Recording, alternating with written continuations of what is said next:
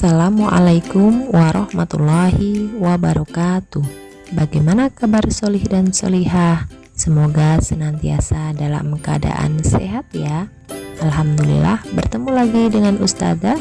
Kita akan belajar muatan pembelajaran bahasa Indonesia, yaitu materi tentang ide pokok atau gagasan utama. Ide pokok paragraf adalah inti atau pokok permasalahan yang terdapat pada sebuah paragraf. Ide pokok paragraf dikenal juga atau sama dengan gagasan utama. Ide pokok atau gagasan utama biasanya berada pada kalimat utama suatu paragraf. Sedangkan kalimat utama suatu paragraf biasanya dapat kita temukan di bagian awal paragraf atau di bagian akhir paragraf. Nanti akan Ustadzah jelaskan apa itu kalimat utama agar kalian bisa membedakan antara ide pokok dan kalimat utama. Baik, Ananda yang solih dan solihah, kalimat utama adalah kalimat yang memuat ide pokok atau gagasan utama yang digunakan sebagai acuan pengembangan suatu paragraf. Jadi, intinya kalimat utama adalah penjabaran dari gagasan utama yang sudah dikemas menjadi sebuah kalimat. Biasanya kalimat utama itu lebih panjang daripada ide pokok atau gagasan utama, karena gagasan utama itu merupakan intinya saja. Bagaimana sudah bisa membedakan antara ide pokok dengan kalimat utama? Selanjutnya Ustadzah akan sampaikan bagaimana sih cara termudah kalian untuk mengetahui sebuah gagasan utama atau ide pokok.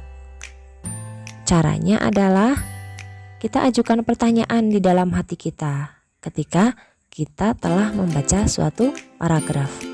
Pertanyaannya seperti ini: paragraf ini membahas tentang apa sih? Nah, ketika sudah ada pertanyaan seperti itu di dalam hati kita, maka tentu saja kita ingin menjawabnya. Jawaban itulah yang disebut sebagai gagasan utama dari paragraf yang telah kita baca. Untuk lebih jelasnya, coba kita simak contoh paragraf yang Ustadzah bacakan. Bacaan yang baik untuk anak berisi contoh yang baik-baik pula. Cara yang dapat dilakukan dengan menampilkan tokoh kartun, boneka, badut yang lucu tetapi mengandung unsur pendidikan. Gagasan utama atau ide pokok dari paragraf yang Ustadzah bacakan tadi adalah bacaan yang baik untuk anak. Kalau kita lihat kalimat utamanya, yang kita tulis adalah bacaan yang baik untuk anak berisi contoh yang baik-baik pula. Jadi kalau kalimat utama itu menulisnya sampai dengan titik. Tapi kalau gagasan utama itu hanya intinya saja.